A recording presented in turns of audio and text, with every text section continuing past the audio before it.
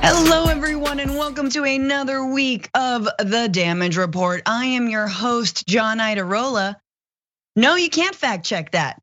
I said it, and I am him. For the week, I am John Idarola. That's right. That is right. No, I'm the Damage Report's evil stepsister. I'm Francesca Fiorentini. Welcome. Hello. So good to see you. Thanks for being here. Hit that like button and that subscribe button if you haven't already, Dragons. Yes, Dragon Daddy is out. He is writing a novel that is gonna make J.K. Rowling, just disappear. Complete, like who? Harry what? No. But I'm so happy to be here for the week. And with me for this fantastic Monday, I have the host of Hysteria Podcast and a contributor to The Daily Beast, Erin Ryan. Erin, welcome.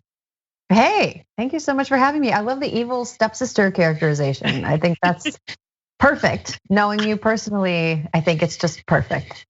Yeah, no, thank you. That means a lot, I think, coming from you. That you would think that about me. We have a lot of good stories to get to, Erin, but I do want to just say that in John's honor, this is the moment where he usually reminds me of two shows that he likes and two like many comics that he likes better than me. So he'll always talk about John Oliver this moment, and he'll always talk about SNL. And his favorite SNL cast member is Cecily Strong. And Cecily Strong had an incredible performance on Saturday as Janine Pirro. Did you watch that at all? No, I didn't watch it, but I saw a lot of people talking about how great it was. I can picture it.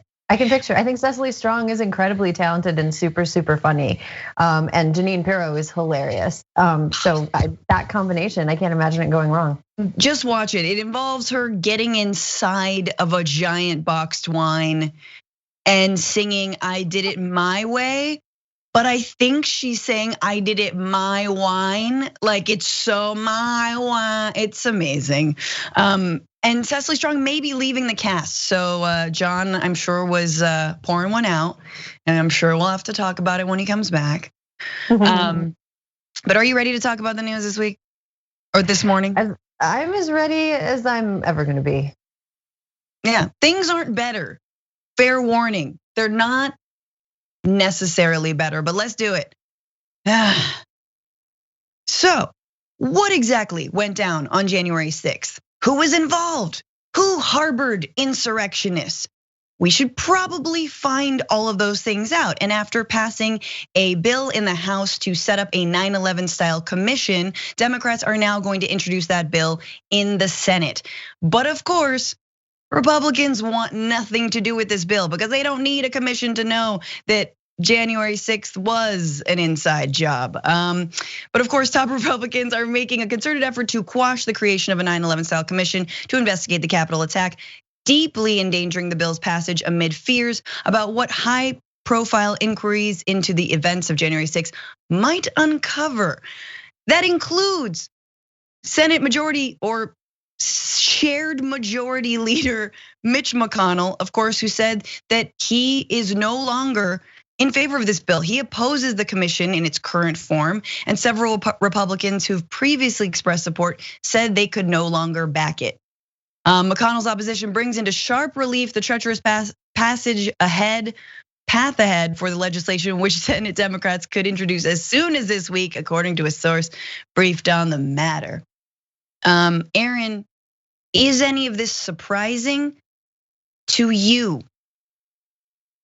No, I think the most surprising aspect of this is how bored I am of this story of an armed insurrection in the US Capitol that like where people die. It is inherently not a boring story, right. But the Republican opposition to trying to find out what happened, I'm just sort of like, yeah, of course these clowns are doing this. Of course they're doing this.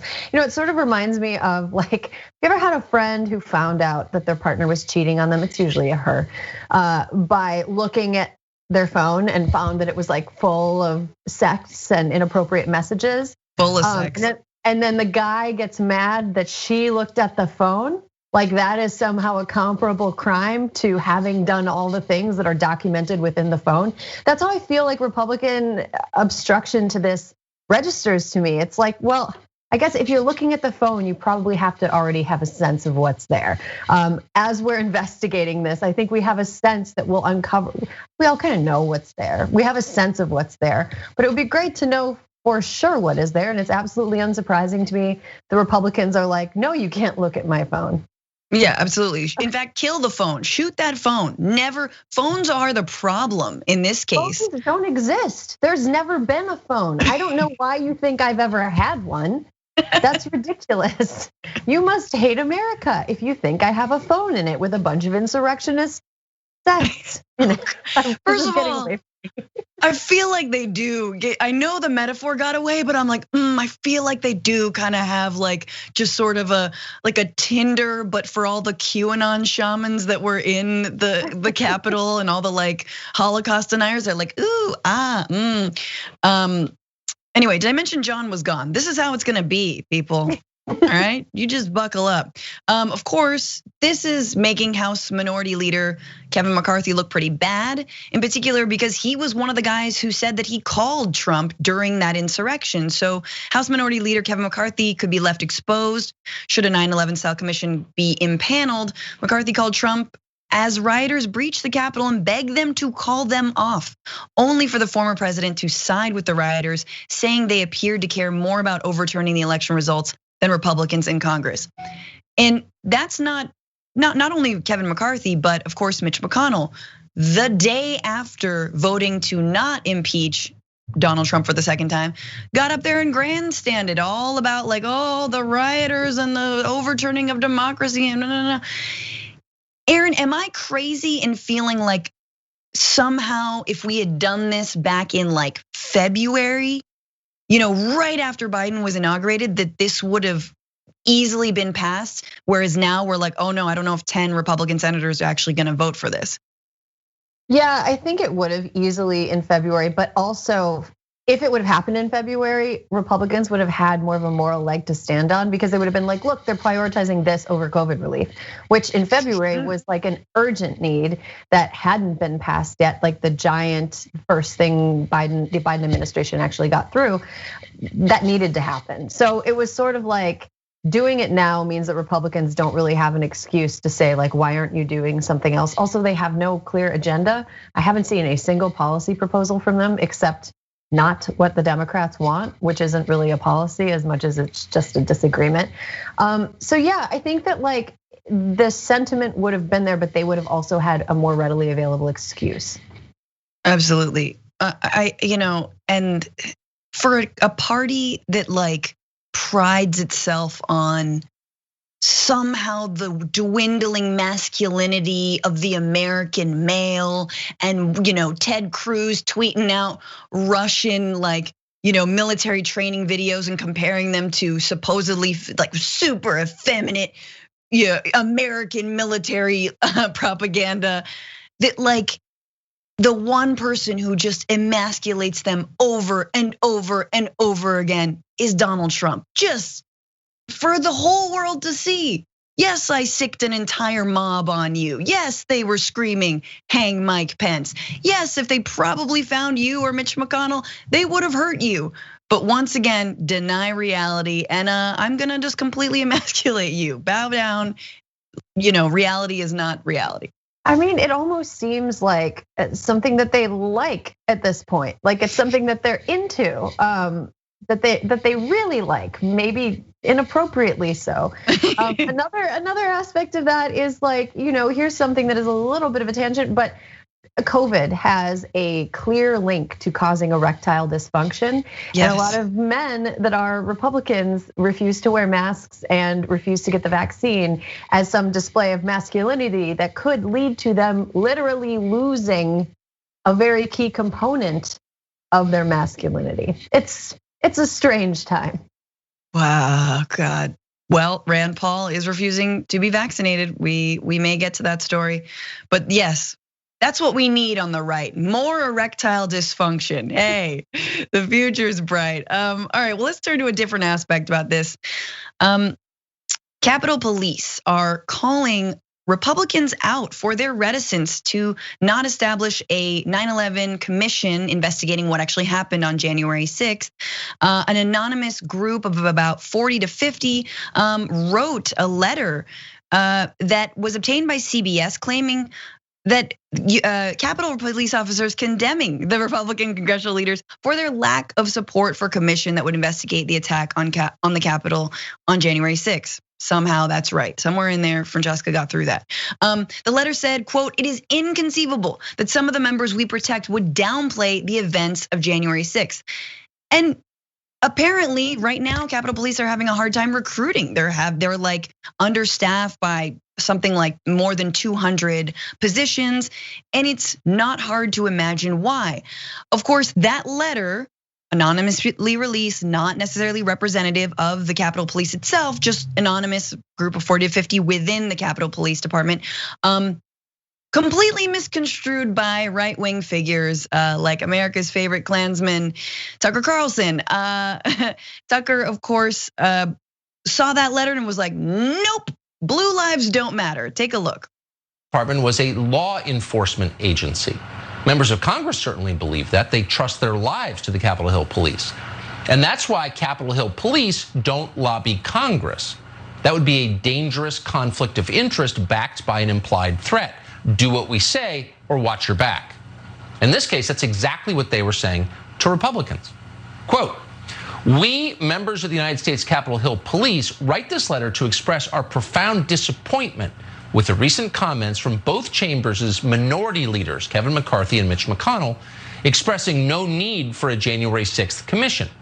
We are expected to remain neutral and do our jobs with honor and integrity," the letter continued. "It is unfortunate that our bosses, Congress, are not held to the same standard that we, the USCP, are." Well, that's a ransom note. Imagine getting it from one of your own bodyguards. It might be enough to make you rethink your position, which is, of course, the point of it. The Capitol Hill Police are now effectively an armed political action committee. So you've got to ask, what other partisan demands will they make in the future? Do Capitol Hill Police have strong views on voter ID laws? How about taxpayer-funded abortion or our next trade deal with China? Yes, if there was one armed political action committee on January 6th, it was definitely the Capitol Police. No other militias present at that moment. Erin, thoughts on that gymnastics of a take? You know that Regina George meme from Mean Girls where she goes, "So you agree? So you agree? You think you're really pretty?" Tucker, so you agree? You think the police are a winged arm with a political, an arm of a political agenda that's got weapons and it tries to enforce a specific worldview? Oh, so you agree, Tucker? Interesting.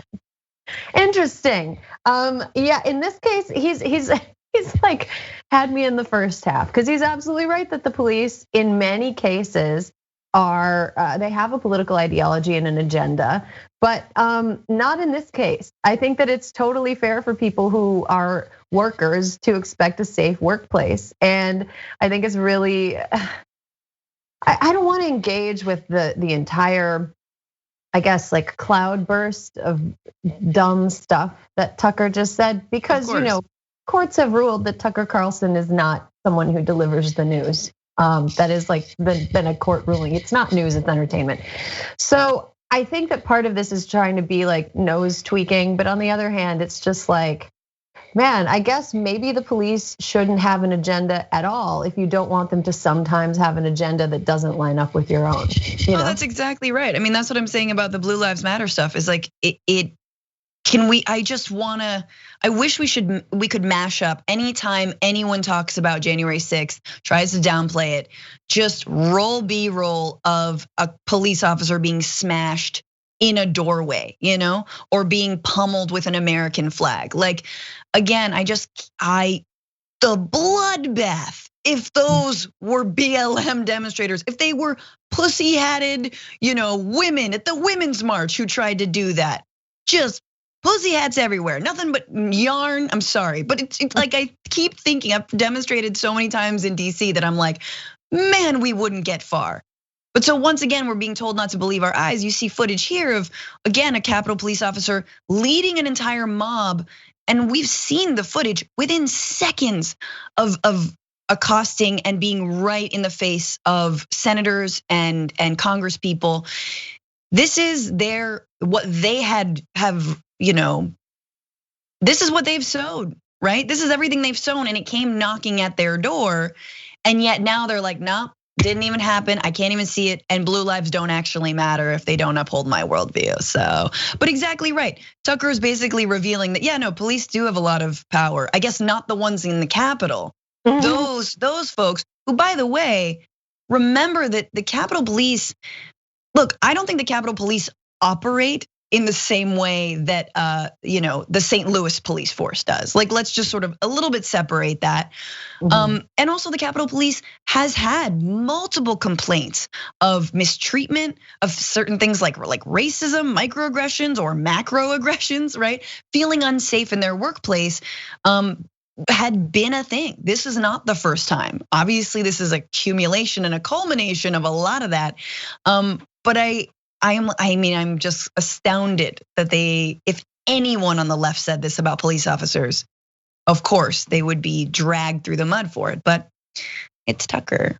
Yeah, I also think that this kind of is an extension of a worldview that I've seen expressed by a lot of people on the right now, which is kind of like, I'm the only one who matters and everyone else is essentially the help. Like people who you just get a sense are terrible to wait staff. But that attitude just extended to everyone else in the world. The police are there to be my personal security guards, Like the people who are the teachers are there to be my kids' babysitters. Like nurses are there to take on all of the risk of COVID-19 that I choose through my stupidity. Like every single group of workers that's like public facing, service facing, are treated as though they owe this specific class of people their their allegiance. And they're the ones there to do the bidding. They're the customer. The customer is always right. And it's a bad look, a bad personality. Yeah, they're not your Robin. Like they're not gonna. I guess they have to take a bullet. Do they have to take a bullet for Congress people? That should be, let's look into that. I'm very curious because part of the job if you're a police officer is that you expose yourself to a certain amount of risk. But sure. I think that it should also be something that we try to make the risk that they're exposed to something that's not going to be lethal and something that isn't like, we don't want to expose people to unnecessary risk. And what happened on January 6th was clearly unnecessary and clearly couldn't have happened without the help of people who either looked the other way or did a terrible job or planned it poorly or didn't take whatever was happening seriously. All of this stuff was posted online in advance. I just think we need to put it together. And Tucker Carlson is just. We need to talk about a relatively new show called the Republic, or UNFTR. As a Young Turks fan, you already know that the government, the media, and corporations are constantly peddling lies that serve the interests of the rich and powerful. But now there's a podcast dedicated to unraveling those lies, debunking the conventional wisdom. In each episode of the Republic, or UNFTR, the host delves into a different historical episode or topic that's generally misunderstood or purposely obfuscated by the so-called powers that be, featuring in-depth research, razor-sharp commentary, and just the right amount of vulgarity. The UNFTR podcast takes a sledgehammer to what you thought you knew about some of the nation's most sacred historical cows. But don't just take my word for it. The New York Times described UNFTR as consistently compelling and educational, aiming to challenge conventional wisdom and upend the historical narratives that were taught in school. For as the great philosopher Yoda once put it, you must unlearn what you have learned. And that's true whether you're in Jedi training or you're uprooting and exposing all the propaganda and disinformation you've been fed over the course of your lifetime. So search for UNFTR in your podcast app today and get ready to get informed, angered, and entertained all at the same time.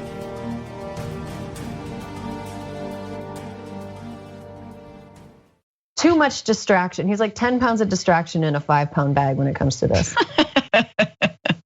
I love that. Well, let's move on to just a little bit of another aspect on this because more has come out, even if there isn't a commission established. For those who thought that maybe January 6th was it, like maybe all these militias and like boat dads and QAnon moms just came and they got their little insurrectionist yayas out and now they're moving on. Turns out, sadly, that is not the case. Washington's Metropolitan Police Department has recorded threats to lawmakers and public facilities in the wake of the January 6th attack on the Capitol, according to documents made public in a ransomware hack on their systems this month. So the police documents were stolen and published by a ransomware attack group, Babook. And some were redistributed by the transparency organization Distributed Denial of Secrets to various outlets last week, publishing stories based on the data that show intelligence indicating that far-right boogaloo groups plan to attack various targets in the Capitol. So a January 22nd bulletin mentions that in Pennsylvania, a man was arrested after transmitting interstate threats to multiple US senators of the Democratic Party, having stated that he was, quote, going to DC to kill people and wanted to be killed by police. Almost a month later, a bulletin reported that, quote, an identified militia group member in Texas was claiming that if their operation failed at the US Capitol, there was a so-called backup plan involving the group detonating bombs at the US Capitol during the State of the Union. Okay, I guess that's why the State of the Union was just, well, that was the inauguration. Did we have a State of the Union? Maybe that's why we didn't have a State of the Union, Erin. He gave that speech where he talked about his like rollout of the infrastructure plan that was kind of about the American Families Plan, but also about a bunch more stuff. And it was kind of sparsely attended. It was like a school board meeting at the very end of the year when there's like nothing on the agenda, and everyone was wearing that. It had a really like weird vibe to it, but it was an informational speech as far as presidential addresses go because it gave information about policy goals, which was good. But it wasn't a State of the Union, and it didn't have the pomp that it normally does. One of the things that apparently is being done, and this was sort of a lot of folks' critique from the beginning, is that after January 6th, this is going to be an excuse to completely beef up security. Now we know apparently Capitol Police is having a hiring problem because the workplace, not exactly the best conditions. But supposedly the architect of the Capitol, I don't know who this is. Like, are they still alive? It's somebody, but basically someone's being given a giant contract to sort of assess the security risks and how much more of a fortress can we make the Capitol building, et cetera, et cetera. But like, the response is always going to be in this country, sadly, more militarization, more police, more barricades, more separation, definitely a crackdown on mostly progressive and left protesters, which happens all the time, every time there's sort of a new attempt to create security protocols and any new policy that always comes down on the backs of progressive folks. And in this case, you're like, these are militias continuing to plan. They probably saw January 6th. Sure, they didn't overturn a Democratic election, but honestly, they probably saw it as a success, considering how far they got and considering that now Republicans aren't really turning their backs on them. They're essentially saying, no, that's fine. Should have happened. Yeah, we were trying to do the same thing through parliamentary rules inside. So yeah, it's fine. Yeah, I mean, any extra security barricades erected around the US Capitol as a result of January 6th, any increased militarization is essentially a monument to what happened on the 6th, which for better or for worse, that's if we're going to increase the militarization of the area around the Capitol, that sucks. I also think that this will be used as an excuse for members of Congress to avoid situations that annoy them. They should absolutely be protected from situations that endanger them. But I think part of being an elected official is, look, you got to talk to your constituents, especially if they're not happy with the work that you're doing and they want to engage you on the work. So I think that I'm worried that some of this will be used, like you implied, to protect members of Congress from ever really having to deal with people that are like, hey, what are you doing? We elected you and this is a priority for me. So I really hope that if there is an increased militarization or police presence around the Capitol to protect against these clearly ongoing threats that are coming from the right, I hope that there is a plan to eventually step it down once it seems like this threat is starting to diminish, because I believe that public interaction with elected officials is a really important part of the process. And I also think that a lot of our elected officials are completely poisoned by social media because they spend so much time holed up, like looking at their mentions on Twitter. They think that that's real life. And to an extent, it sort of is, except journalists are way overrepresented, bots are way overrepresented. Angry people are way overrepresented. Comedians, which are both bots and angry people at the same time. Exactly, and sometimes they're Russian also. And they're often dissatisfied with the status quo, but it's more a reflection of them than what's going on. But regardless, I think that the more people that are elected officials are separated from the people they're elected to represent, the more they retreat into this kind of world of siloed off internet fantasy of what's going on. And they think Facebook is real, so they have to govern for the Facebook people, or they think that that Instagram stories from like anti-vax moms are the real thing, and they have to start taking those people into consideration. I think that it's very important that in considering the security of officials, it's prioritized that real people and Congress people still interact with each other. Yeah, no, that's a really good point. And it's also like, you can't just, yell into the mail slot of Alexandria Ocasio-Cortez, Representative AOC. Like, you can make an appointment, you can deliver a petition, you can peacefully discuss issues with your elected officials. And that should be the avenue, but you're totally right. It's like, ironically, they're becoming sort of these QAnon moms that they were like almost, attacked by on January 6th. Now they're sort of, further isolating themselves. And I didn't even think about that, but I think you're absolutely right. I'm curious, like there's been a lot of language around, we need a new like war on terror, but for right-wing extremism. And there's a very small percentage of my brain that's like, well, good, because they're actually terrorists. And there's also the larger percent is like, well, you guffed that one up real bad. The war on terror was a failure, and you locked up innocent people and detained people and tortured people. And you ran all kinds of sting operations the FBI did. Don't do that part. Don't do all the stuff where you like create the threat, because there's threats clearly on the right. Don't like send in, some undercover to then create another, like to plant a bomb and do all the effed up stuff that you did when it came to Muslim extremism.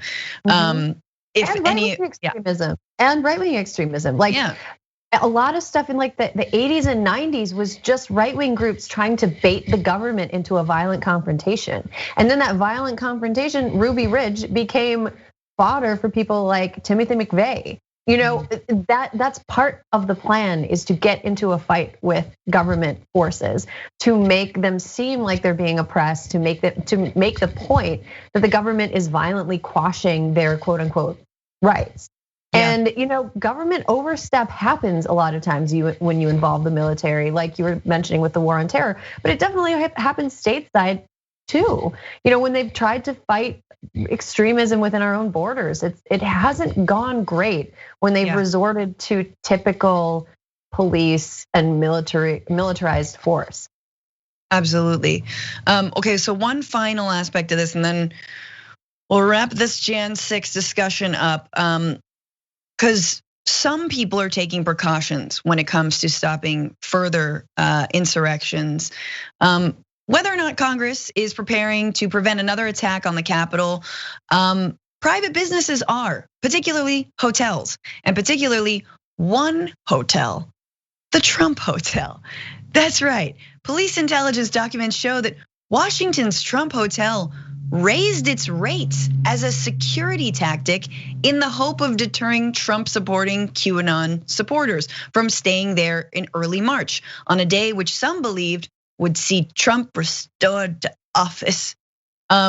Forbes reported in February that the Trump International Hotel in Washington raised its rates to 180% of the normal seasonal charge for the 3rd and 4th of March this year. That was apparently the date where, I don't know, Jesus was coming back, or like riding a dinosaur, I don't know. Some Epstein was gonna be there. I don't know who was gonna be there, but someone was coming back and Trump was gonna be back in the office. But even the Trump Hotel is like, we don't want those crazies. We know them very well. There's a part of me that thinks though, like maybe they raise their rates as a way to increase sales, because I think Donald Trump is the type of person who thinks that something is better if it's more expensive, rather than thinking that he shouldn't get it if it's more expensive. Like, I'll just go for the cheaper thing. Yeah. So I wonder if he's trying to appeal to like the sort of McMansion hillbillies who think that, the most expensive thing is the best thing. Like, do you remember that cabinet official that ended up resigning after we found out all this stuff about what a grifter he was? I think it was maybe Tom Price, former HHS secretary.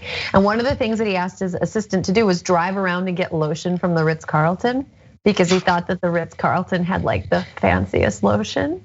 I feel like that sort of a person is the type of person that would maybe be more attracted to the Trump Hotel on this marquee crazy date, because they're like, ooh, look how expensive it is. It must be in high demand. Ergo, as a fancy person, I will be staying there. Totally. I mean, I'm not an economist, but that's just one possibility. To be fair though, that makes way more sense to me than the Trump Hotel going, no, for security purposes, we need to make sure that these folks aren't near DC and in our hotel. No. They're like, no, we know that they're gonna be here, so we're raising our rates because we want to charge them more. They just, they're not gonna admit that to the Guardian. Right, like, do you remember that? We talked about Cecily Strong earlier in this episode. Yeah. Do you remember when she had that character that was like luxury? And like she sort of, it's like that, person who, it's a person that's like a hillbilly's idea of like a rich person's taste. And also, I think that it also feeds into this idea that the people that came to DC on January 6th were somehow like low income, no shirts under overalls, wearing one piece of straw coming out of their mouth type people, instead of people that could afford to take time off work and fly across the country and stay in a hotel for several days. These people are not necessarily like low income people. These people can afford to do this. Like, these people are speedboat salesmen. These people own a chain of Skidoo dealerships. These people, these people are realtors in the greater Dallas area. These people are not like, I think that furthering the stereotype that they're somehow like poor, and I'm using like hearty air quotes here, white trash. Because I mean, yes, I believe that they are trash, but the like low income aspect of it is not something. It's not something that I think bears They are out. trash. They might be white, but not necessarily those two things together. I get you. Right, exactly. No, it's exactly. In my hometown, a woman who like has a candy store closed it, and like we're talking like it, like she's a business owner. You know what I mean? Like these are people who can take a week off. Get a private jet, go to DC, like stay at the Trump Hotel. She's a candy store, I'm never gonna buy that. But what? Very, very sad. Very sad. You know what? I don't need the Timothy Chalamet biopic like prequel of Willy Wonka's life that just got announced. I need a story about how this woman's candy store situation came to be. Like, how are you evil and own a candy store? I mean, look, sugar is a drug. At the end of the day, it's not good for the brain. I don't know. True. Look, if it was like a Belgian fry shop, I'm much more a savory person. If it was like a Belgian fry shop, I'd be like, you leave her alone. She had a right to be there. Don't ever cancel her Belgian fry shop. I love it. In the world of anti-maskers, one anti-masker rises above the others. The Karen of all Karens with 3 Ks. Marjorie Greene for this show. And she has outdone herself once again because she is like the LeBron of saying outrageous things. She's just competing with herself, every week, new record. And now she recently went on a conservative talk show to compare wearing a mask, which she is refusing to do on the House floor, to, yes, you guessed it, the Holocaust. Take a look. You know, we can look back in a time in history where people were told to wear a gold star, and they were definitely treated like second-class citizens, so much so that they were put in trains and taken to gas chambers in Nazi Germany. And this is exactly the type of abuse that Nancy Pelosi is talking about. Okay, so obviously a little bit of an apples to oranges situation there, Marge. I'm just gonna, call you in versus calling you out. No, obviously, many people are rightfully outraged by this statement. I think we had the Jewish space lasers. I think this is a bridge too far, Erin. Yeah, this sort of reminded me of this and a couple other stories. Really drives home the point that I don't think a lot of Republicans read anything after high school.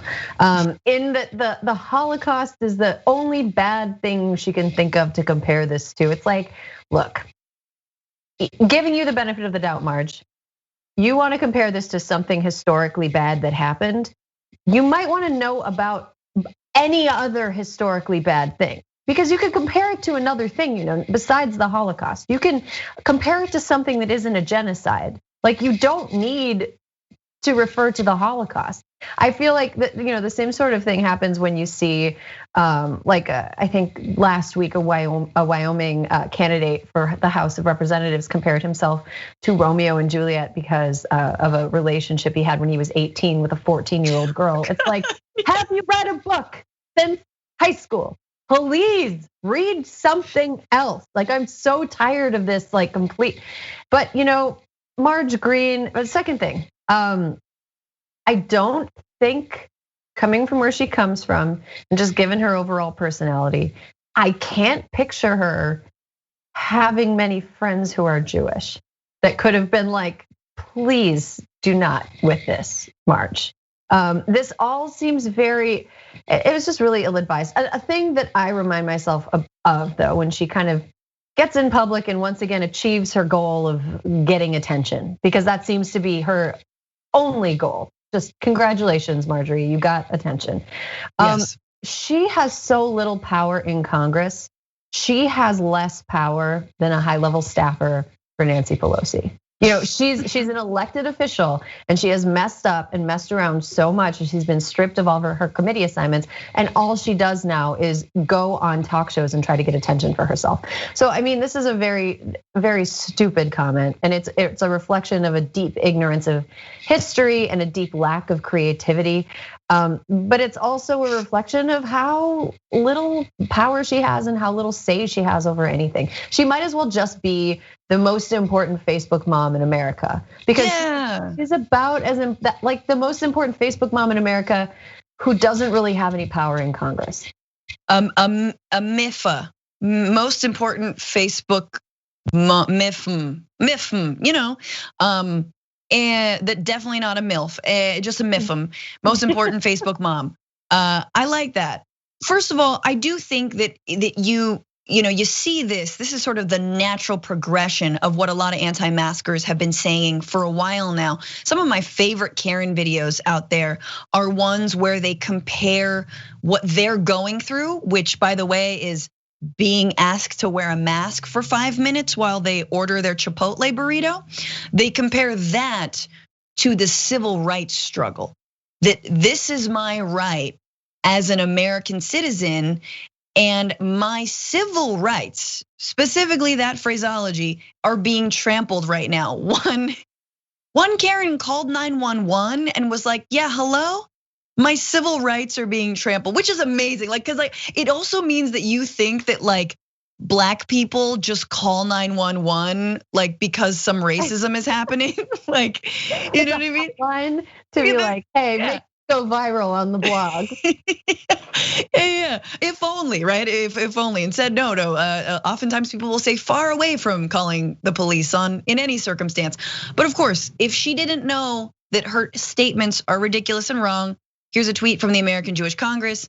You can never compare health-related restrictions with yellow stars, gas chambers, and other Nazi atrocities. Such comparisons demean the Holocaust and contaminate American political speech. Representative Marjorie Taylor Greene must immediately retract and apologize. I don't feel like that's going to happen. That's just me. No, I don't think that's going to happen. But I do think as she kind of amasses enemies across the political spectrum, because it's like if she wasn't out there saying things like this over and over again, a lot of people wouldn't even know who she was. But every time she speaks up, she is making her already self-selected group of followers and cheerleaders feel great. She's maxed out with them. Like I don't think increasing Marjorie Greene awareness is going to like make her more beloved. I think that she is like at saturation point. She's like the NFL of being an unhinged Facebook mom. Like everyone knows, everybody who is going to like her knows about her. But there are people that don't understand the specific ways in which they should dislike her that are learning about it, And so I feel like when she runs for re-election, she is going to be up against a lot of normally disparate groups that are united in being like, get this lady out of here. Yeah. Tired of her talking. Why we want there to be no reason for her to be on TV. That's the America I want to live in, where we can all unite to get her off TV. I think is agreed. I don't even like doing Marjorie Greene stories, but I do think that like sometimes, it's like every day there's one, and you gotta be like, all right, let's do Mondays and Wednesdays, and then Tuesday, Thursday we'll give her a rest, because she's continuing to say crazy stuff, and it's sort of this like test. Like with Trump, the more negative press only inflated him, but he was obviously already a celebrity. Can you does negative attention inflate someone and sort of gas them, as it were, into more prominence? It doesn't seem like it's really working out with Marjorie Greene. And of course, I just want to let you guys know, she didn't apologize for the comments. She doubled down. She later defended her comments to CNN affiliate KPNX, saying, I stand by all of my statements. I said nothing wrong. I think, here we go. Any rational Jewish person didn't like what happened in Nazi Germany. Oh, you think they might not have liked it? And any rational Jewish person doesn't like what's happening with overbearing mask mandates and overbearing vaccine policies.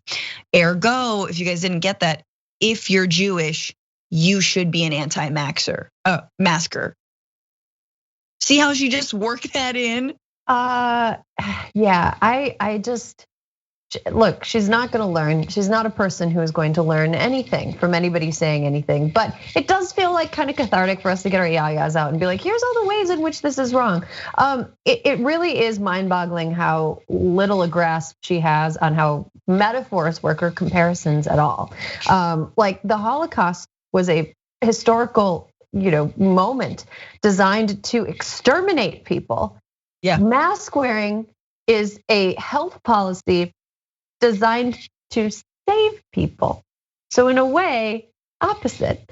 But yeah, I mean, look, we're just kind of like shouting at a brick wall when it comes to people like her. But I do think it's cool that she's eclipsing all of these other kind of also ran people in Congress who really want like bad attention, like crazy Colorado gun lady. We don't hear very much about her, because no matter how hard she tries, Marjorie Greene is out there outdoing her. And we crazy have Colorado gun lady. Oh, gun lady. Oh yeah, Boebert. Guns and Lobo. We're calling it Lobo. That's a Lobo. Well, okay, so just one final thing on Marjorie's talking about this. Well, not final thing. Second to last, she has been fined. She will be fined if she continues to not wear a mask. First of all, she's been nose cocking the whole time, right? She's like just wearing her mask to here, and it always says something like, Trump won, or, Ilhan Omar is terrible, whatever it says, like socialism. But she was sent a letter by Nancy Pelosi, saying, pursuant to House Resolution 38, you were observed not wearing a mask on the floor of the House on May 18th, 2021. You were then asked by a member of my staff to wear a mask while in the Hall of the House of Representatives, unless recognized to speak by the chair. The letter said, the letter is to inform you that a further violation of the House Resolution 38 will result in a $500 fine for your next violation and a $2,500 fine for any subsequent violation. Girl, just do it. Just keep on not wearing a mask. Let it pile up like parking tickets on a rundown car that will not start. That is you, lady. Like that is you. Nancy Pelosi, if she were a masterful troll, and I don't think Nancy Pelosi is an unintelligent woman, I think she's very smart. She would take those fines and start an unofficial fund that donated every fine that was paid into the fund to a specific cause that Marjorie Greene dislikes.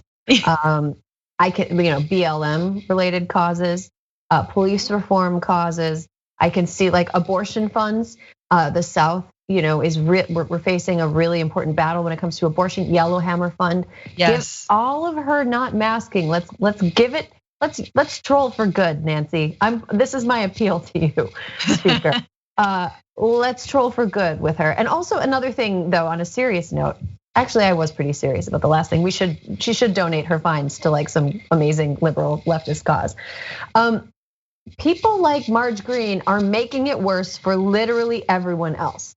Because the longer she digs her heels in on stuff like this, the longer Nancy Pelosi needs to keep the rule in place and not appear to be capitulating to people like Marge Greene. Like if everybody could just come correct, once they got to a point where they were comfortable with the vaccination levels of members of Congress, it would be easier to justify removing the mask requirements. But it's like politically difficult now because of people like Marge Greene, nose cocking, as you said. Also the CDC, super not helping. They're very confusing, very conflicting. Well, let's go to another take on this. In the wake of Marjorie Taylor Greene's comments comparing mask wearing to the Holocaust, you might be wondering, who's got like just the worst take on this? Who's got like a terrible analysis? And if you thought Meghan McCain, you'd be right. Yes, the commentator, My Little Pony, Meghan McCain, took to The View and as always had a terrible view. I would love if the energy that is being put on one crazy woman in Congress, and by the way, if she is the face of the Republicans, then the squad is the face of the Democrats. I would love Democrats to put that same type of energy onto what's happening on the left, because quite frankly, this is how people get red-pilled. They're red-pilled when they see the blatant bias in the media. It's because the media doesn't want the squad to look bad. They just want Marjorie Taylor to look bad. Anti-Semitism is a huge problem everywhere in this country. When you talk about Holocaust survivors, yes, it is. My producer who produces me every day, grandparents. We're going to break, and when we come back, you can continue talking, but now we're going to break, so we'll be right back. I'm cutting you off because we have to go, Megan. Yes, forever Whoopi. We gotta go. Oh my God. That's how television works. Look, doing TV is hard. It's not easy. Sometimes you say things that come out not quite in the order or that you want to say those things. And sometimes your thoughts get a little disorganized between your brain and your mouth. And so giving her the benefit of the doubt, that was really incoherent. I'm not sure what the point was. I think at best, it was kind of trying to tie defense of Marjorie Taylor Greene to her really staunchly pro-Zionist Israel views, but I don't know what that meant. I don't know what that meant. Well, Meghan McCain is, I think, a sort of female Tucker Carlson in that she will never come out and say what she actually means. She just sort of shadow boxes and tertiates and whataboutisms until she's not saying anything. She's just saying everyone's bad. And what she loves to do, instead of following her own advice and calling out her own party, she loves to say that Democrats are not calling out their party. And she's willing to call out her own party, but not until the other side does the same, which for just like on a base level is not how anti-Semitism works or should work. If no matter who says anything, you should obviously call it out. Now here's the difference.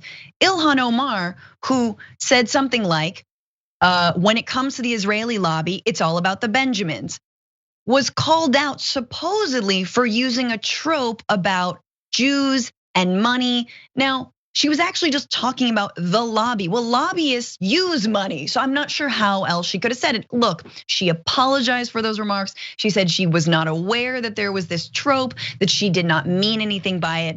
And the reason that she apologized was because Nancy Pelosi, her own party leader, said she had to and called her out, and in fact created a whole commission about hate speech because of Ilhan Omar's twisted comments about a very real thing, which is the big influence of AIPAC and the Israeli lobby. So it's obviously, and Meghan McCain is trying to make this about anti-Semitism. She talks about all the attacks, which are awful. And I do think it's good to name the amount of attacks and to also not conflate them with being for Palestinian human rights. Let's not do that either. Let's not play that game, because that's not reality either.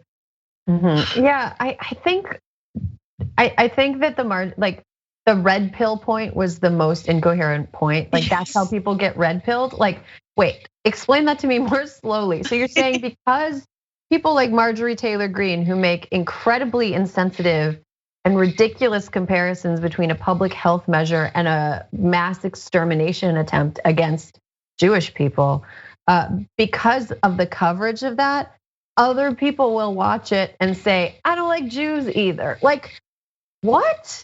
I don't understand the connection there. Like, no. You're understanding, that is the correct understanding, because usually when someone is red pilled, it means they're like lurking around message boards and 4chan, 8chan, whatever, and like sharing Holocaust memes. She's trying to use it as this is how people sort of become radicalized and woke to the fact that like the other side is somehow, she misunderstands what red pilling actually is. Oh, what it looks like. Yeah, she has no idea. I mean, here would be an example of a time that I think coverage could make people feel sympathetic to a person that was like conservative. Like, do you remember when Amy Coney Barrett was in the process of being confirmed to the Supreme Court?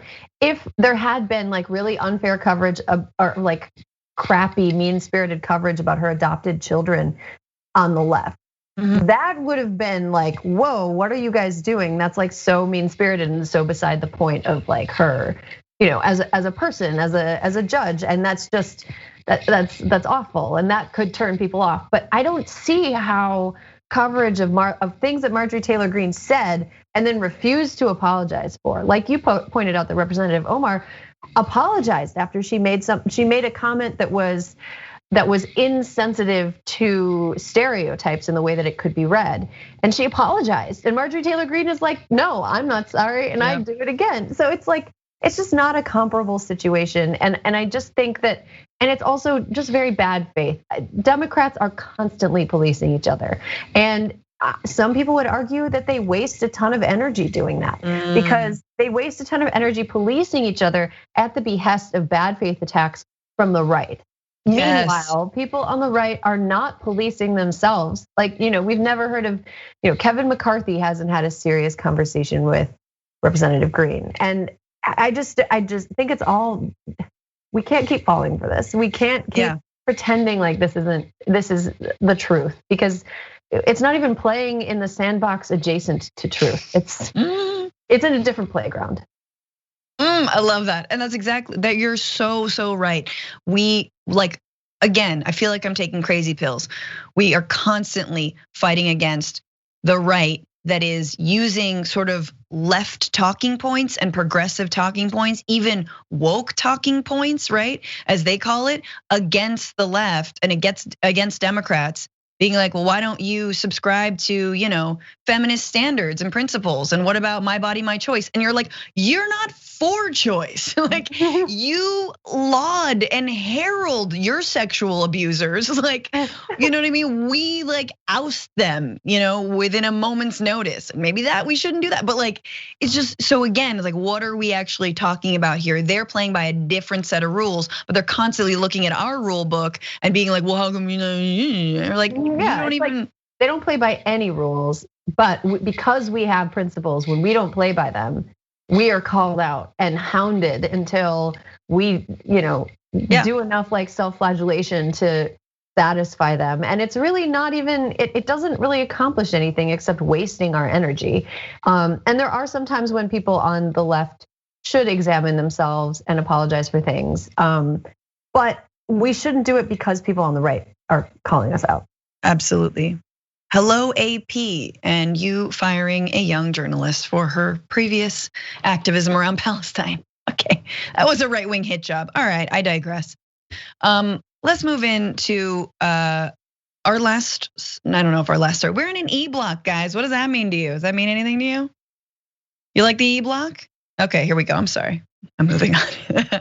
All right, well, hear no racism, see no racism, learn no racism. Republicans in the Texas House just passed a bill that would ban teachers from teaching about racism or white supremacy. So I guess that throws like the majority of American history out. There's just gonna be it'll just be recess. It'll just be recess. Republicans in the Texas House passed this bill Tuesday. The bill is being fast-tracked to Republican Governor Greg Abbott to sign into law and states that social studies and civics teachers aren't allowed to discuss the concept that, quote, one race or sex is inherently superior to another race or sex, or the idea that an individual, by virtue of the individual's race or sex, bears responsibility for actions committed in the past by other members of the same race or sex. It also states that social studies and civics teachers may not be compelled to discuss current events or widely debated and currently controversial issues of public policy or social affairs as part of the course. One more piece on this, it goes on to say that teachers don't have to take any professional training like cultural proficiency and equity training if it makes them feel any, quote, discomfort, guilt, anguish, or any other form of psychological distress because of their race or gender. My God, you guys, if white fragility was turned into a bill and enshrined into law, that's this. You're fragile, you don't wanna hear about racism? There you go. It's sort of like, remember when I was like in my 20s and very, very irresponsible with money, after a big weekend, I would just not look at my bank account balance and be like, I just don't wanna know about this. And I feel like we're doing that, but like with American history. You're still broke. We are still broke, guys.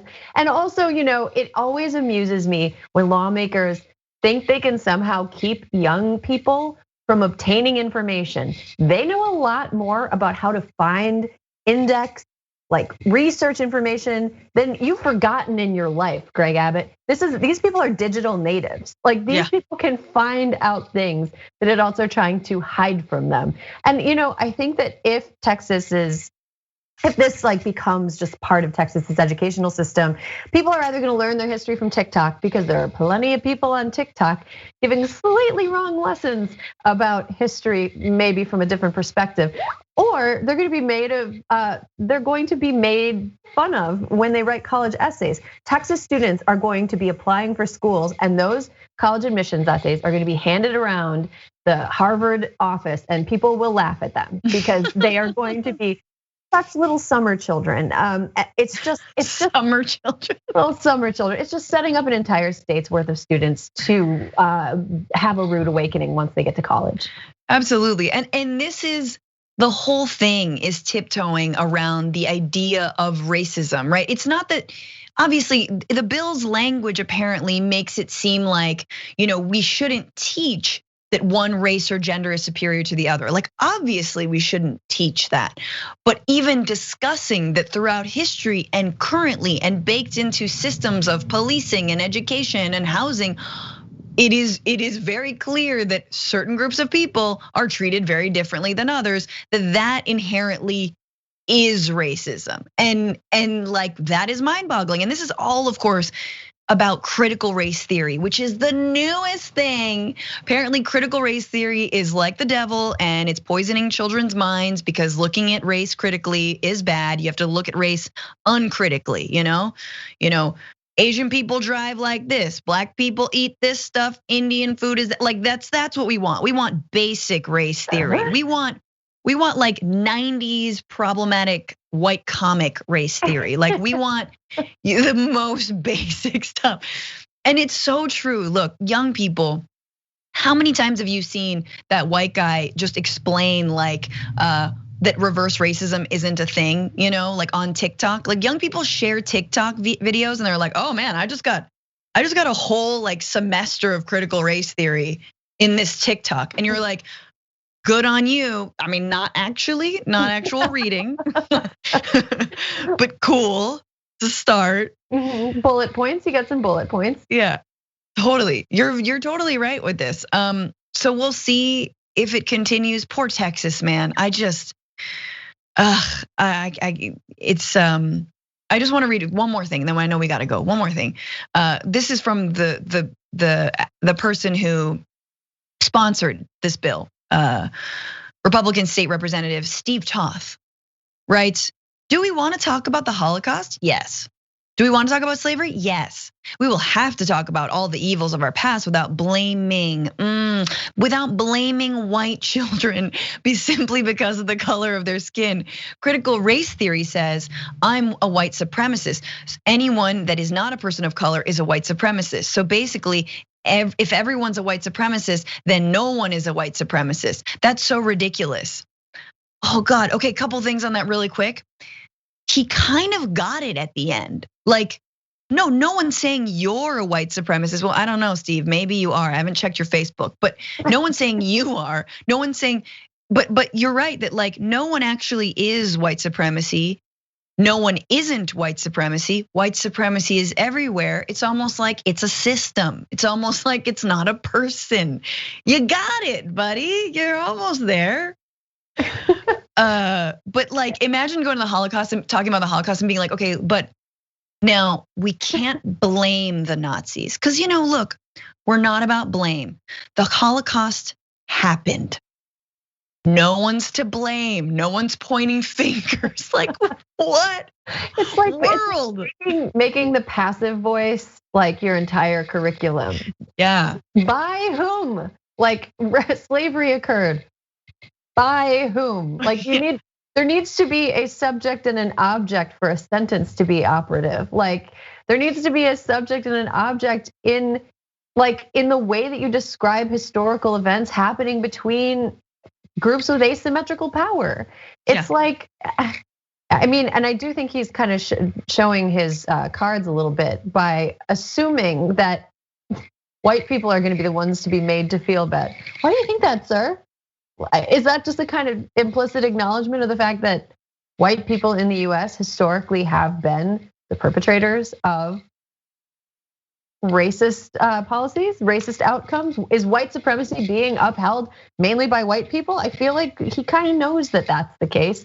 And he's making, sponsoring laws to protect the feelings of white children because he knows the truth. He knows it deep down. He just doesn't want other people to have to acknowledge it in school. Yeah, that's the real crime. The real crime, again, is learning about racism. It's not the actual racism, just like homelessness. The real crime is having to see it, not that there are unhoused people.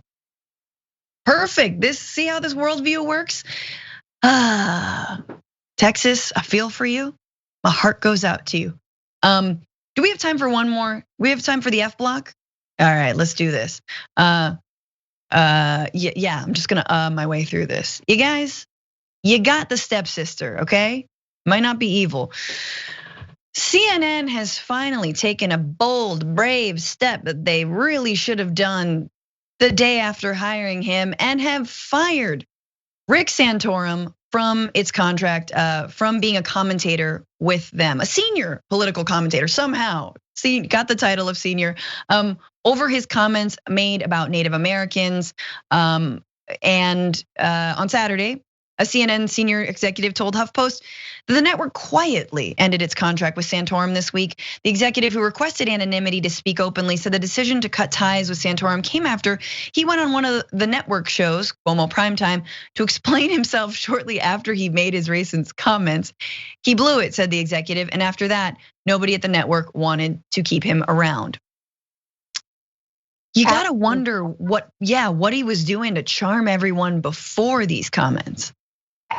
Was he Going back to the candy thing, was he supplying the whole office with like a luxurious selection of candies? Like, was he a very popular guy around there? Because look, one thing that is an undeniable Native American contribution to American culture is getting Rick Santorum removed from CNN. And even Rick Santorum can't deny that. Even Rick Santorum can't deny that. There is one tangible, immediate, large contribution to American culture. But yeah, considering all the things he said about gay people, that didn't get him canned. Women, that hasn't gotten him canned. What he said about people on the left, leftists, progressives, none of that got him canned. I really have to say, kudos to the Native American activists, organizers who got this accomplished, because they did what so many other groups couldn't accomplish, which is get Rick Santorum off the air. I just got to applaud them. Good job, guys. Absolutely, and just a little bit more context on that. So this is thanks to indigenous-led groups teaming up with several Hollywood celebrities for a day of action to pressure CNN to fire Santorum. They held a day-long tweet storm with the hashtag #RemoveRick and a Twitter chat with Native journalists to talk about the impact of Native erasure in the media. They also circulated an open letter to CNN executives with more than 120 signatures from Native leaders, actors including Joaquin Phoenix, Ed Helms, Mark Ruffalo, Piper Perabo, and Sarah Silverman, educators and artists. So sometimes Twitter works out. Sometimes it comes for the right people, but of course, it'll be more cancel culture, as I say, clansel culture from the right. In reference to Erin talking about all the other things he said, and the fact that CNN hired him in 2017, you guys.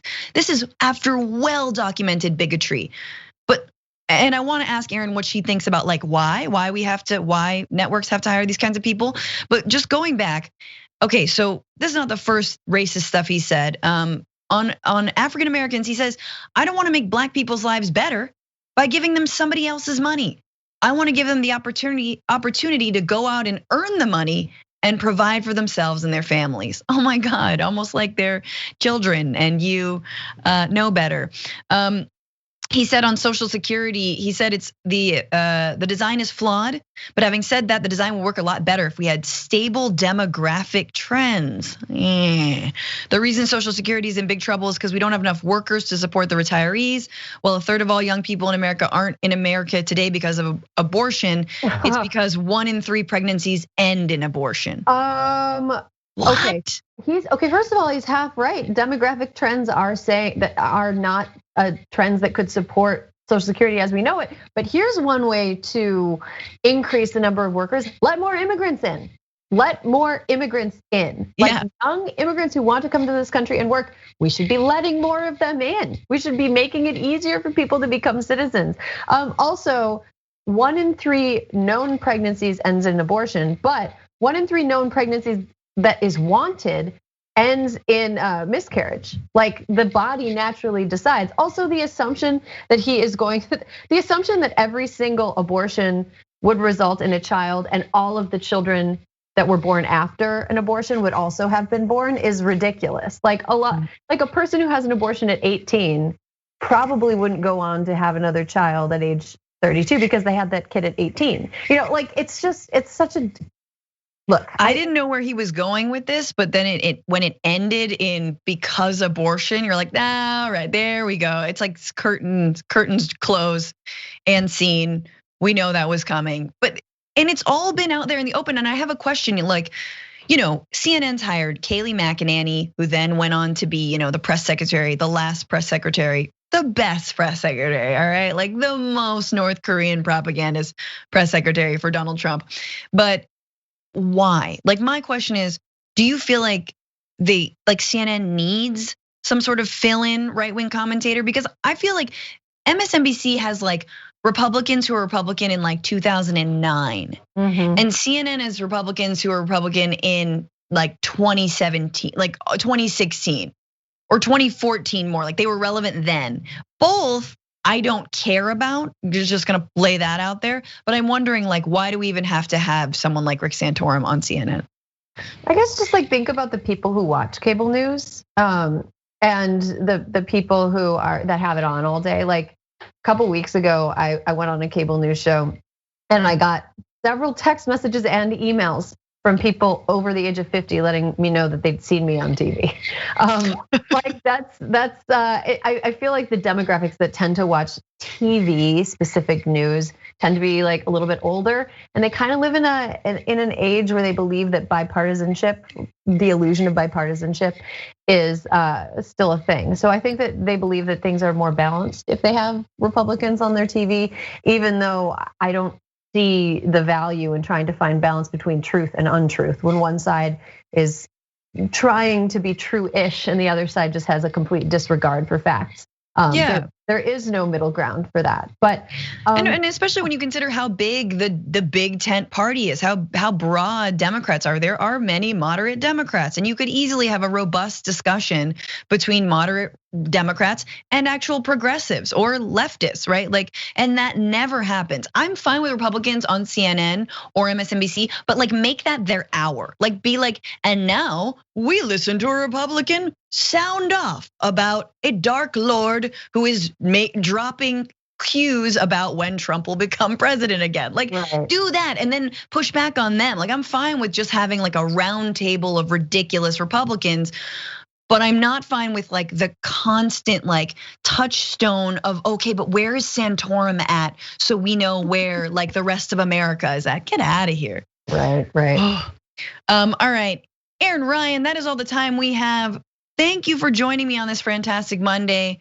Where can people find you? You can find me on Twitter, even though that's not real life, at Morning Gloria. You can also find me on Instagram where I just post cool TikToks that aren't history lessons. And you can find my writing on the Daily Beast. Amazing. Thank you so much for being here. Be very well. Everyone listen to Hysteria Podcast as well. It's amazing.